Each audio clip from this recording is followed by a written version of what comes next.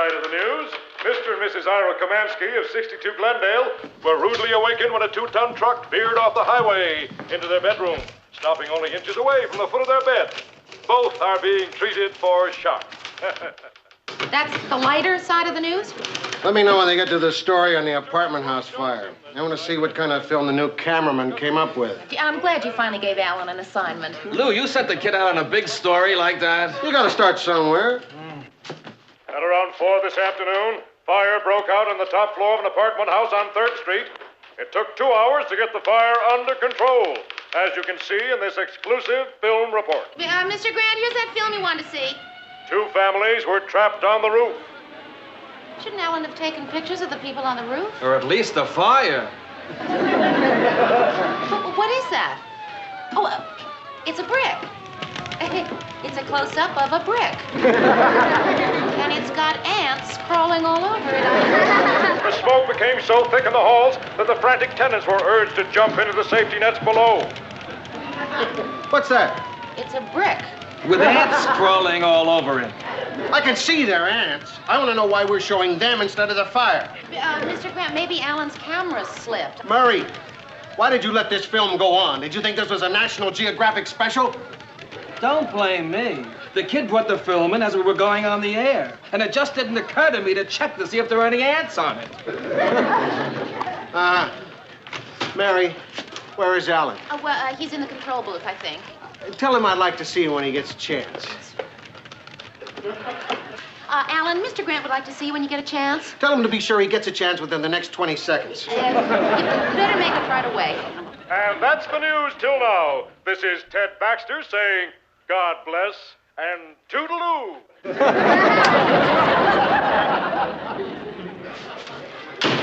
Did he like it? Well, it's sort of hard to tell whether Mr. Grant likes something or not, Alan. But I think he can probably tell you better than I can. Thank you. Come in. What were you sent out to cover? The fire? That's right. Now, I'm telling myself that this is your first job, so maybe I'm expecting too much of you to know a fire when you see one. Fire is where there's a lot of smoke. Fire is what those big red trucks are usually parked in front of. Fire is red and hot, and the fire is news. I know what a fire is. Okay. I know what happened. You put the wrong lens on your camera. You thought you were shooting the whole building, but you were getting a close-up of the ants. It was an accident. It wasn't an accident. What? Well, I was making a comment by showing the ants. You did that on purpose? I was showing how just a few feet away from the fire, life goes on.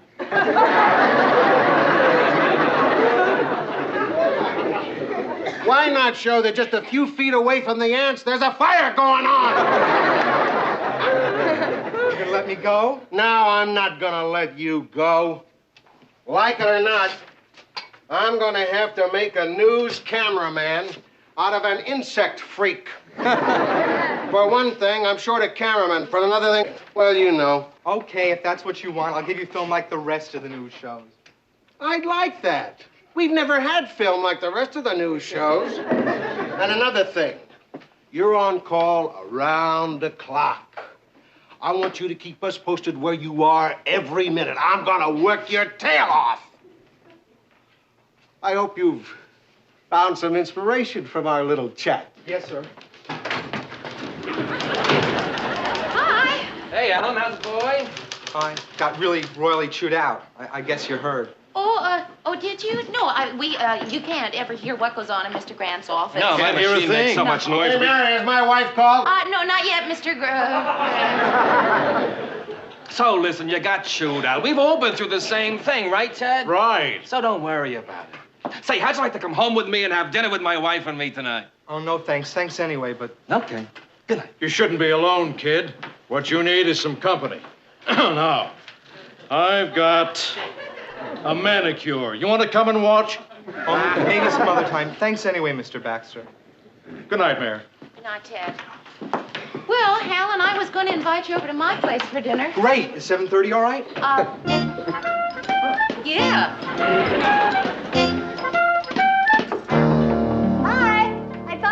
you. Oh, I didn't realize I was setting the table so noisily. Mary, have you by any chance seen Bess? She's late coming home from a Girl Scout meeting. No, I haven't. Not that I have to know where she is every minute, but she is 20 minutes late. Uh-huh. Are you having Rhoda for dinner again? No. Oh, I see. But you have a place setting for two. Yeah, that's right. You see, sometimes I like to switch places in mid-meal. You don't want to tell me. That's quite all right. You're entitled to your privacy. I don't care who you're having for dinner. Since I don't care, why don't you tell me?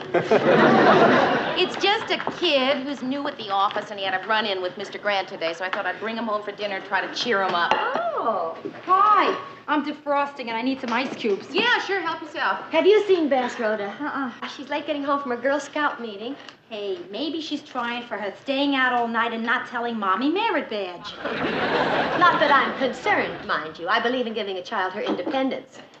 Hi, Alan, come on in. Alan, I'd like you to meet my friend, Rhoda Morgenstern. Hi. Hi. This is Alan, Stevens. Alan Stevens, and this is Phyllis Lindstrom. Ma'am? Excuse me just a minute. Call me Phil. Everyone does. I don't. A lot of my young friends call me Phil. Okay, Phil. Some of her really young friends call her Ph.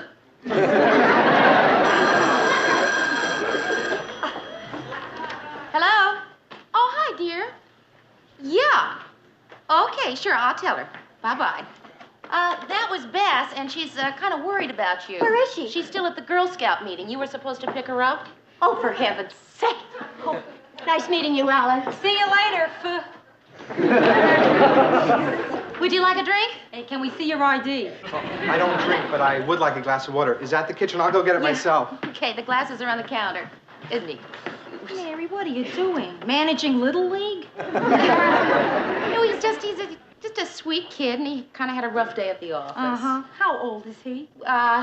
22, 23, I think. I don't know. That's okay. Nothing wrong with going out with someone 23. I've done it myself. I was 15. I'm just getting some ice. I'll help you. That's okay. I think I can get an ice tray out by myself. No, really, I insist. Hey, where were you when I had to lug my old stove down to the basement? Oh! Hey, kid, keep both hands on that ice tray, huh? I'm sorry, my hand slipped. Next time this happens, I'll press charges.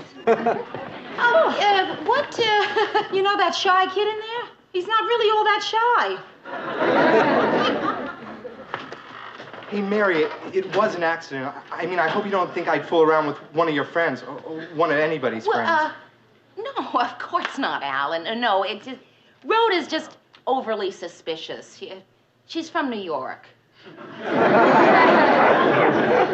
Because if you did, well, No, hey, no, come on, sit down, have some cheese and crackers.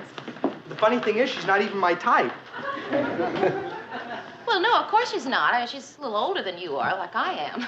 Yeah, but I wouldn't mind fooling around with you. Can I take your coat? And your shoes? Oh, I just felt at home. Well, good. Nice couch. Does it fold out? I mean, for you to sleep on. You know, Alan, I think that somebody may have gotten the wrong idea here. You want me to go home, is that it? No. When I want you to go home, I'll say, Alan, go home. I just think that there may have been a, Don't worry, nobody has to find out. Alan, go home. But then you'd be all alone. Yeah, that's right. You don't want to spend another one of those lonely nights, do you? Oh, Well, what are you smiling at me like that for? because you're cute. You really think that because I'm 30 and single that I'm desperate, right? No, I meant that I find you very attractive, and what does age have to do with anything? Well, Alan, I'm really very flattered, but age has everything to do with it. I mean, look, if I were 19 or 20, you'd be 11 or 12. Anyway, you see what I mean? So come on, let's have dinner. You mean you just got me up here for nothing? No, I got you up here for dinner. Is that nothing? It sure is. Good night, Mary.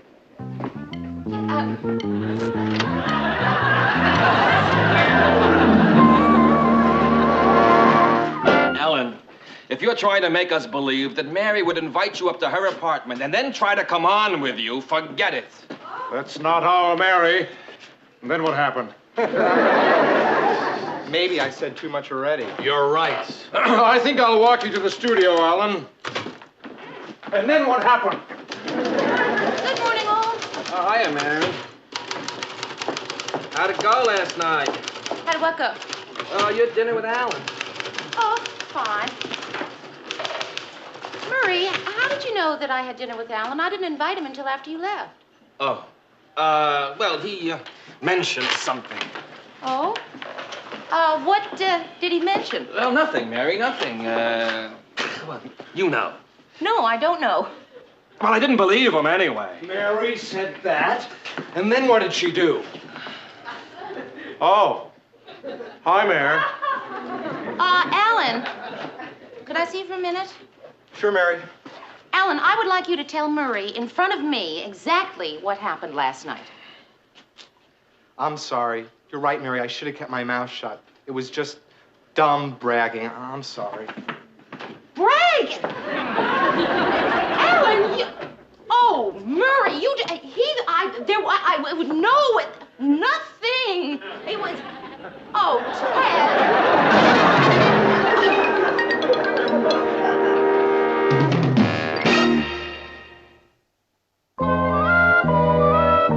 Right after the coverage of the Winter Carnival Parade, we're going to switch to a remote of Arthur Almiron covering the airport arrival of the...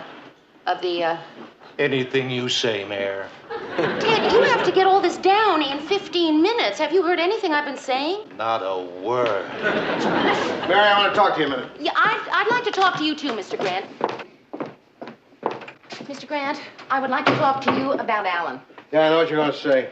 You do? Yeah, you were going to say I was too rough on him yesterday. Well, no, not exactly. Yes, you were, and you're right. Mary, I'm not the most patient man in the world. Well, no, that's not true, Mr. I said I'm not the most patient man in the world. Well, that's true. But Alan isn't exactly the easiest person to be patient with. Mr. Grant, I don't know how else to tell you this other than to just come right out and say that Alan has been going around the station telling people... Yeah, he's my nephew. It's true. He's my sister's kid. And Mary, that's why I got to ask you a favor. Asking favors isn't something I usually do. I'm not good at it. Boy, I'll say I'm not good at it. I forgot my manners. You want a blast? What that kid needs is a little understanding and compassion and all the rest of that bull. You can handle that. And I can't. Okay? Okay, what? Will you do me that favor? What favor? Boy, I told you I wasn't any good at this. I don't know how to ask for favors. I can't do it. Forget the favor. Okay. I'll make it an order. I want you to be understanding and sympathetic and compassionate to that kid. You got it? Oh, Mr. Grant, if it were anybody other than Alan... If it were anybody other than Alan, I'd fire him.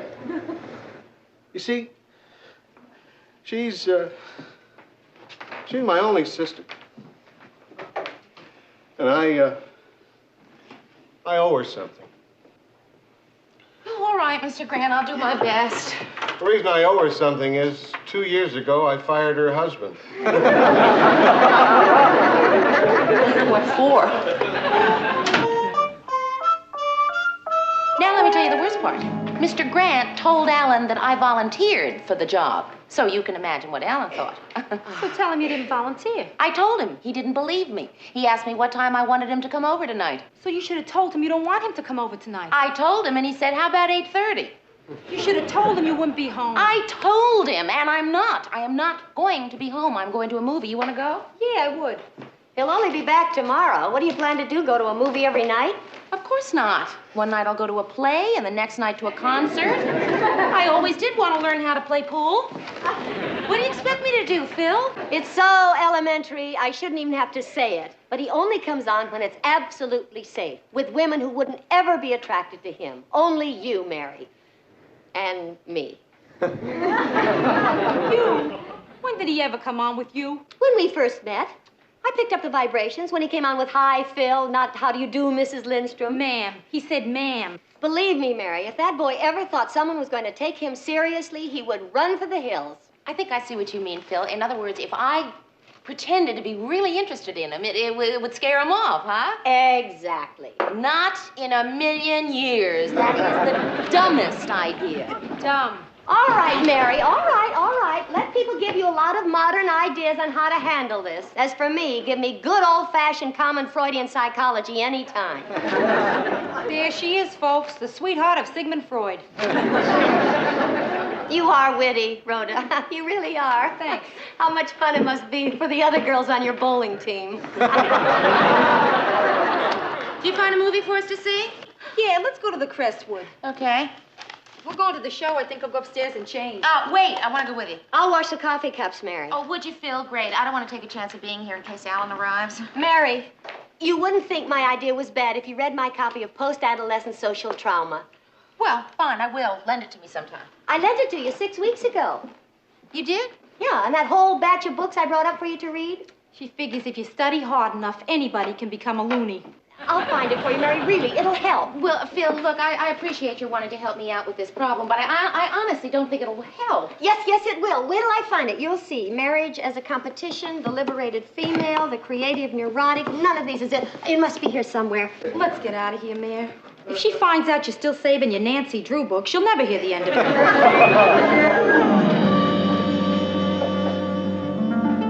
Hi. Oh, hi. Is Mary here? She went out. Oh. Alan. Yes? Why don't you come in and wait for her? Okay. I don't see how she can say it's a dumb idea. It's right here in black and white. What is? Nothing. Is she gonna be right back? No. That makes you nervous, doesn't it? No, why should it? Well, because you're alone with an attractive, mature woman. Now, doesn't that make you nervous? Uh-uh.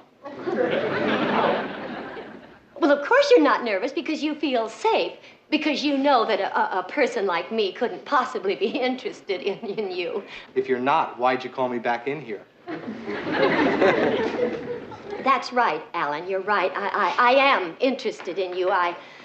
I find you terrifically attractive. Now, how does that make you feel? Nervous? That's right, Alan. I understand why you have to leave now, and it's perfectly all right. I'm glad I could clear this up for you. Goodbye, Alan. I do understand.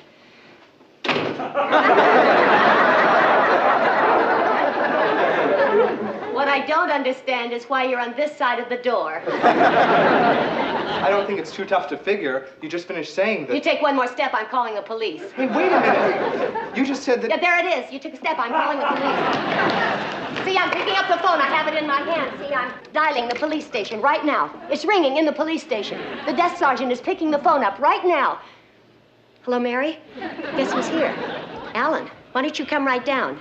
And hurry. Hey, what is this? What's happening here? I'll tell you what's happening. It's all right here. Read this, chapter 7. Nancy Drew? That's Mary's book. She saves things. Phil? There he is, Mary. He's all yours. See if Nancy Drew can get you out of this one. Hey, what is it with these friends of yours? What is it with you, Alan? Why don't you find a girl your own age? You don't know? Well, what's the use? Pardon? I said, what's the use? I don't have a quick comeback to that question. I'm a phony. I'm not a man. I knew it since I was 12. Alan, who knows they're a man when they're 12? There's something wrong with me. You bet there is. You don't understand. You see, I've never... I mean, when the other kids were... I wasn't. Well, I'm awfully sorry, Alan, but I don't see how You don't know I what can... it's like to feel like you're the only virgin in the whole college. Well, as a matter of fact, I do.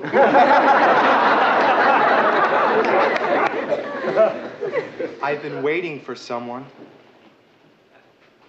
Someone kind and gentle and compassionate to help me find myself. Well, Alan, couldn't you find a nice girl your own age to help you look?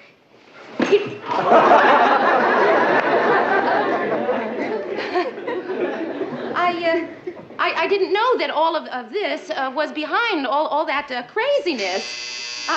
Send away whoever it is. I need to talk to you tonight. Alan, I really do have to go answer the door. Who is it? Lou Grant. Where is he? Who, me? You. Guess what? A brewery blew up tonight.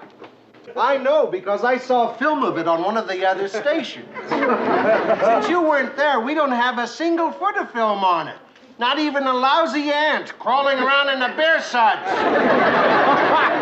Mr. Grant, how did you know that he was here? He left a message with his answering service saying where he'd be and that he didn't want to be disturbed. I don't know how to break this to you, but I may end up disturbing you. Mr. Grant, could I talk to you for just a moment, please? Mr. Grant, Alan has problems. He really does. What's he been handing you? What have you been handing her? Mr. Grant, please, they're very personal problems, and he has problems about women. You do, huh? Hey, Uncle Lou, I was just kidding around. You were just kidding around? Look, you, I want you to remember something and remember it forever. I think of this girl here like she was my own daughter. That means she's your cousin. You get my meaning? Okay, I'm fired. Ooh, no. As of now, you're third apprentice in the developing lab. I can always quit. Who says so? Now look, there's only one woman down there in the lab. She's a negative cutter named Jocelyn. Tell him what Jocelyn's nickname is, Mary. Well, it's not really a nickname. It's just what some of the people...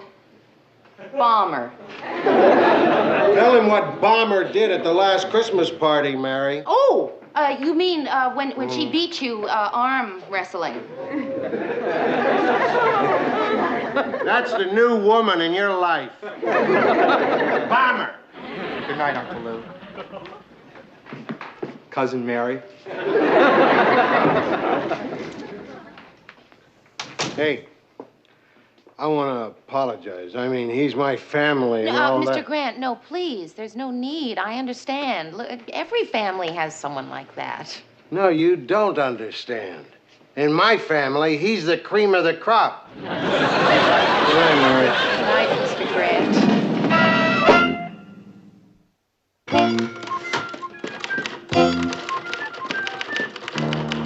Hi there. Hi, Ted. Good thing Lou put that kid in his place. He's a troublemaker, you know. He was even beginning to spread rumors around about everyone, even you. Oh, really? Not that any one of us believed a word of it for a minute. Well, that's certainly good to know. You know, Mayor, you've worked here quite a while now, but I don't feel we've ever really gotten to know each other. Maybe sometime we could have dinner. Oh, Ted. Of course not. Oh, yes. Well, see you around. And God bless.